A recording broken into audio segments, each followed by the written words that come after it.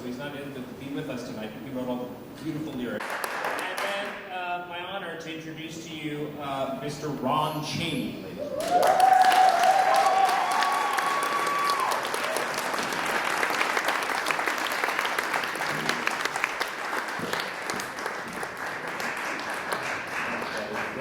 He just said we did it. Who am I missing? This is it, right? And there's so many creative people. Gary, if you want to come in there. Oh, he's gone. He disappeared. All right, Gary. Gary, hurry up.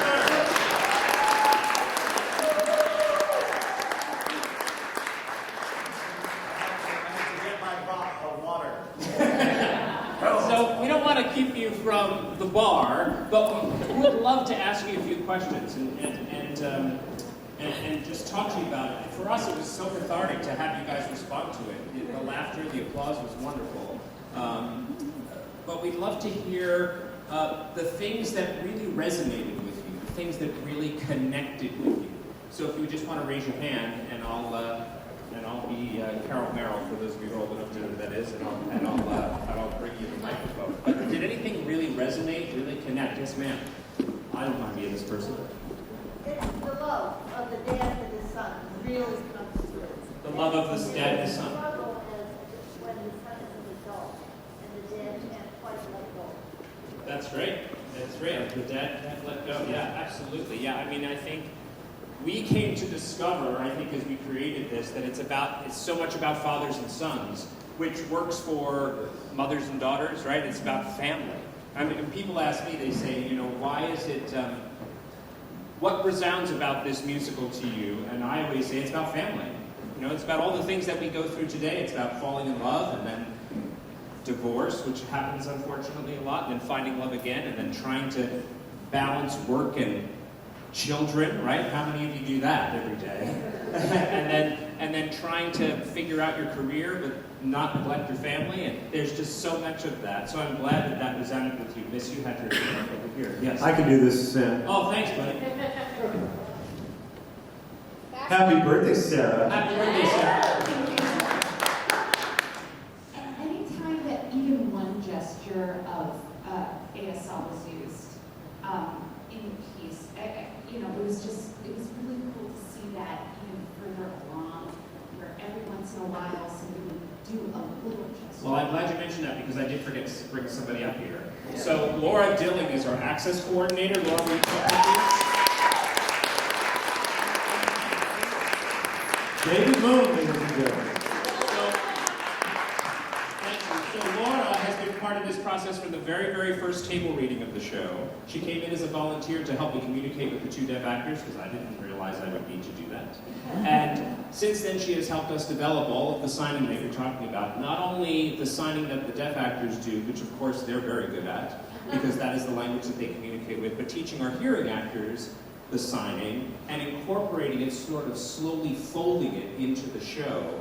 She came to me just last week and said, when Lon says to Creighton, say thank you, she said, I would from across the room say to my son, say thank you, right? And we folded it into the show, and it resonates. We understand it. We connect with it. And it's all sprinkled throughout the show because Lon was a coda, and you all know what a coda is now because of that wonderful film, which was like a blessing that came to us because now we can say, well, Lon Chaney is a coda, and everybody knows what that means. Laura has been invaluable in this process, not only helping us find these wonderful, talented deaf actors who perform so beautifully, but also make sure that we're telling the story properly. And what's fascinating to me is the sign language has evolved, obviously. So when we would work staging the numbers, Laura and the actors would say to me, they wouldn't sign that yet because it wasn't developed yet. They would just say, are you okay? They wouldn't spell, they wouldn't necessarily do a modern contemporary sign because those signs hadn't evolved yet. So she keeps us in check. She definitely keeps me in check.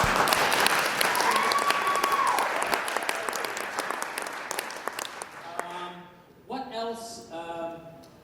else surprised you about the show? Like maybe, who here had heard of Lon Chaney that has more hair than I do? Excellent. You young man have heard of Lon Chaney? That's fantastic. I love that. And if you did, what about the story didn't you know? Like, what about him didn't you know? Yes, ma'am. You know, one thing I found really interesting was as a Mommy Dearest fan, I did not realize that he knew Joan Crawford. And I also was not aware of his development of Colvin Dill. I did not realize that level of involvement, so that was a really interesting historical feat for me. Yeah, absolutely. So Joan Crawford was 19 years old when she was in that movie. Am I right, Ron? I have to check all the history with Mr. Cheney. She was 19 years old when she made that film with Lon, and he was a great mentor to her, wasn't he, Ron? Can you talk about that? She was very proud to work with him, wrote about him quite often, along with Loretta Young, too, in Laugh Now Laugh, which was a part of the scene as well. And also, before we go too much further, with Laura teaching the actor sign, that was always my hope that they would be able to pull it off, because it brings so much more to the story. It really says who he was and where they came from, and I just thought it enhanced the play tremendously when the actors took on that challenge, and Laura taught them. So Laura, thank you so much. But there is a great amount of theater history, which I didn't know. When I started researching Lon Chaney, I found out he had this vast theater history, and that's when I thought, aha, it's a musical. Because he was in all these, what he was known for, which Ron taught me, was that he was known for song and dance. That's what he did. He was known for eccentric dancing, they would review him as. You know, he could move his body in all these weird ways, which he ended up using in his movies. But he didn't even realize that that's where he was headed when he had all that theatrical experience. So we take this story of family and we make the backdrop show business, as opposed to it being like a bio of, and then he did this, and then he did that, which all of them have heard me say, I don't want it to be, and then he did this, and then he did that, which it isn't. It's just the story of this man's life and all the people that are around him. Okay, so now this is the hard part for all of us. I'm going to ask a hard question. What didn't make sense? What was confusing?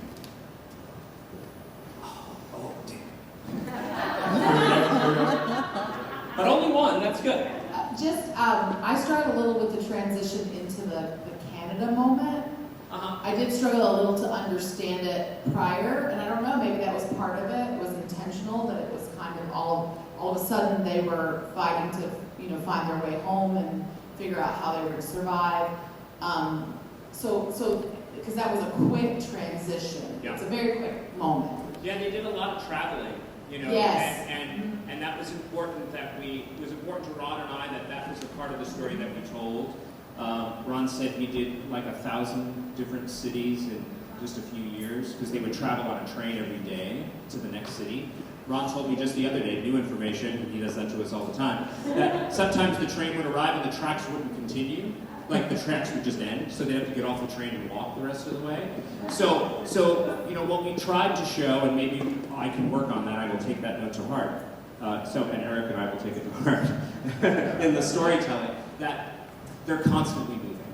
They're constantly, and that Canada story is fascinating to me. We would get together with Ron and he would tell us stories. And we would write outlines, and we'd write, and Eric would write some of the script, and Rachel and Kevin would write a song. And one day we were sitting in New York, and Ron just told that Canada story. He said, once they got stuck, the show closed, and they had to beg for their railway home. And Eric was like, aha, that's a scene. It's a great scene, but the transition, I take the note. Yeah, absolutely. We hoped that the title cards would help kind of carry you through where we were and what time, because it jumps all over the place. Did that device help in some spots? Yeah, great, I'm glad. And was there anything else? There's one over here. Uh-oh. Eric, I can't help but note. Look at Eric taking notes. Of course he is. Pro. We're still working. We've got rehearsal tomorrow. Oh, by the way, Cass, we've got rehearsal tomorrow. Dr. Mike Szymanski, ladies and gentlemen. Yes, Doc Mike. What shall I say? I had a difficult time figuring out why you spent so much time with the Dutch comedians.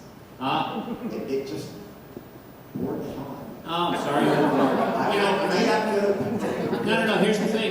I don't know if you heard the other 100 people. They were laughing hysterically. But I'm glad you got a nap. time with them is because they were a big part of his life. They produced for him, and he traveled with them a lot. But also, for us, we thought it set up the time period. So you really got a sense of the world we were living in. And we thought it was funny. Sorry, you didn't think so. But that's why we spent time with them. They were a big part of his career. He traveled with them. They produced for him a long time. And then when Cleva tried to commit suicide, they had to let him go because he couldn't, because of, they didn't want any of that scandal to follow them. So that's why we set them up. So that's what that was about. But I take the note. Not, can't please everybody. Yes, sir. I got it, Dan. Okay. Did they play music on the sets when filming silent movies? Absolutely, and that's why all those silent movies are underscored. And our concept, when we get this show even further along, is that the musicians will be on stage during those moments. So when he's getting ready at his makeup table, there's 2 musicians playing nude music. That was a very common thing to do. So that's why Rachel wrote the show very much like a film score. So every time there's a film, there's underscoring that supports the style of the film that they're shooting. Okay. Bravo. That's a great question. Yeah, they played live music, and what we also tried to incorporate, and we had never done this before because it's never been staged before, and I was explaining, is that the cast over there? Look at them over there. Hey, guys. What we came to realize in my research is that obviously, there was no sound recorded, right? It's a silent movie. So the directors would just shout direction at them. So there's very little rehearsal. So imagine those of you who are actors, we have some actors here tonight. They would just say, okay, you're a townsperson, go out there. Okay, throw a rock at him, throw it. Like all of that we incorporated, and all of our gentlemen who played directors started ad-libbing, and then Eric said, what are they saying? I need to write it down. And so now it's been folded into the script that those directions are yelled out during, because it gives you a sense of what was happening. There's music playing, there's people yelling, all of that action is happening because there's no recorded sound, right? And that was the thing that really struck me, that Lon was forced to go into this industry where he didn't have to use words, and that's all he knew was not using words, because that's how he communicated with his parents. So the irony of that. There's also the voice thing that goes through here. So his parents can't speak, right? And then Cleva damages her voice by trying to commit suicide. And then at the end of his life, he loses his voice. So it's just an interesting thread, I think. You can ask a question of the audience. My question for you is the opening number where we have one actor they're signing and one is not singing. Is that clear? Do you understand what's happening? Yes. Okay. We're hearing perfectly clear. So here's the story. I get this idea to do this show. This is a truncated version. I find Mr. Cheney. He is very kind and says, sure, I'll talk to you, crazy man who wants to make a musical out of my family's life. And then we decide to do it. And I meet with Rachel and Kevin, who are friends of mine.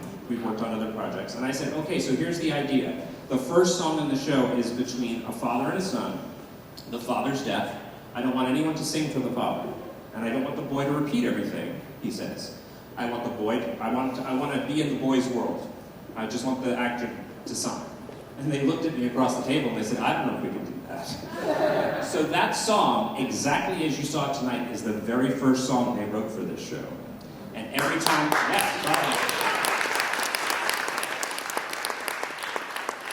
every single time we do it, whether we're sitting at a table, whether we're up on stage, whether we're standing at music stands in a reading in New York, I'm a mess. It's so emotional, right?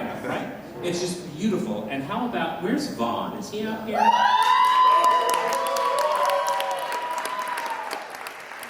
Oh, he's upstairs. That young man is extraordinary. His family's here. They must be so happy. Vaughn is at the pub. I've been told that Vaughn is at the pub. But here's the thing. This 12-year-old young actor, I give him a note, and he goes, yeah, okay. He walks away from me, and then he does it perfectly every single time. Every single time. And having a young actor who can play Lon as a boy, and then Creighton as a boy, it's challenging. He has a lot to do, and all of that signing, and what he came to realize, and all these actors do, and Laura teaches them, is that some of the signing, it does not go exactly with the lyrics that they're saying. So they say, can you do, people can change? So people, that's people, change can. But he sings people can change. So he has to think, he's doing 2 languages at once. So it's complicated, but they're great at it, and thanks to all the work they're doing. Tell me something that you wish was more. I wish there was more of blank. Yes, sir. Here we go. So I'd like to preface my comment with a question. Sure. Can you tell me more about what you think we should feel about Ron's feelings towards his son, especially towards the end? Absolutely. Mine will take too long. He'll be brief. I think it's complicated. I think any relationship between a father and son is filled with love and filled with difficulty. And I think, in general, part of what is, and Rob, we talked about this early on, where I said, what's interesting about writing a relationship between a father and son is that you have to figure out everything that's going on, everything someone would want to say, and then forget all that and figure out what they actually do say, which isn't what they want. And so there's a whole lot of underneath and misconnections and connections and so forth. So I think we talked earlier about there being an incredible love between them, but I also think there's a difficulty, particularly as that love changes and shifts as the child grows up into his own man. And I think that's kind of where it moves towards. I think the two of them are both interesting and complex and love one another, but just they don't know how to say that to each other. They keep trying, they keep listening. Yeah, I think you're right. And I would say, in direct answer to what you want to feel, I want you to feel like these are struggling, flawed people, just like all of you and me and all of us. You know, and what I love about these characters that Eric has brought to life is that they're all like us. They all have missteps, and they miscommunicate, and they struggle. And I think that's really important. That's Danny Gardner, by the way, who played Ron Chick. He's trying to hide. Yeah. I also want to thank Ron again. I've said this before.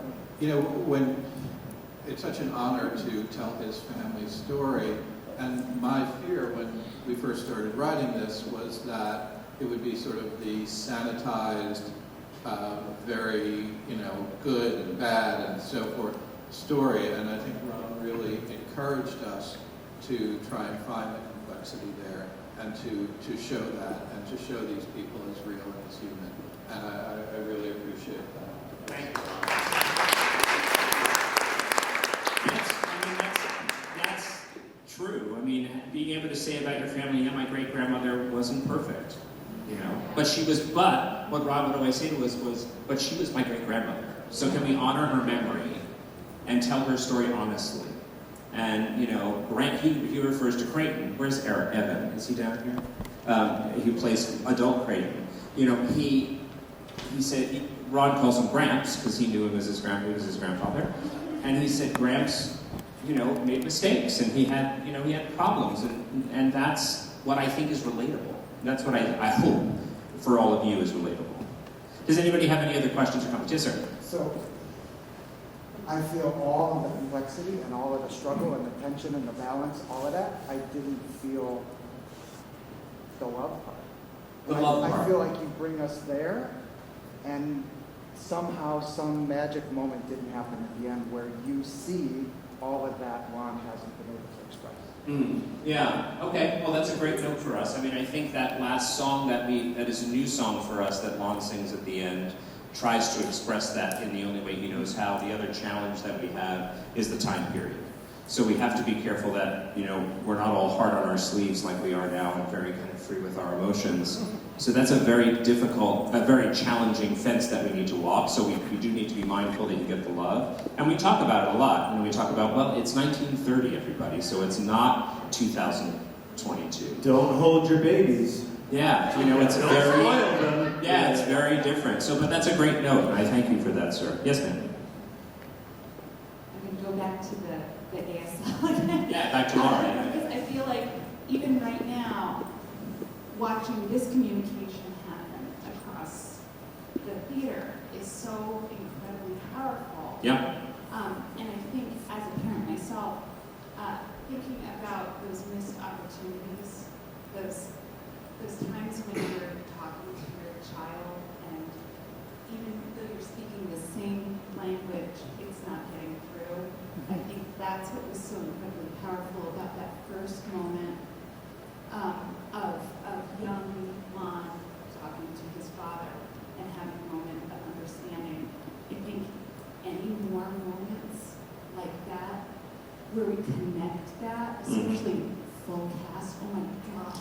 Yeah, you know, and that's interesting that it's interesting you say that. You know, we've had lots of experimenting over the past 5-6 years, and we had a moment in the show where the entire cast signed, and I think we all felt like we were almost taking advantage of the ASL. Like, why would these people all start signing? They're not deaf, and they're not communicating with deaf people. So we're being very careful about how we, and Maura and I talk about it all the time. You know, would they sign here, would they not sign here? So we're careful not to take advantage of this beautiful language, but use it when it's properly used. But note taken, and we will definitely continue to think and talk about it. I understand the power of it. I don't want to overuse it so I feel like I'm leaning on it. Do you know what I mean? Absolutely, and I feel like the connection in my mind is the love of parent and child. Yeah. And the inability to communicate sometimes even in the same language. Yeah, I totally get it. I totally get what you're saying. I really, really appreciate it. Thank you so much for those notes. Yes, down here. I got it down. 2 more. Then we're going to go drink. Man, I need a drink.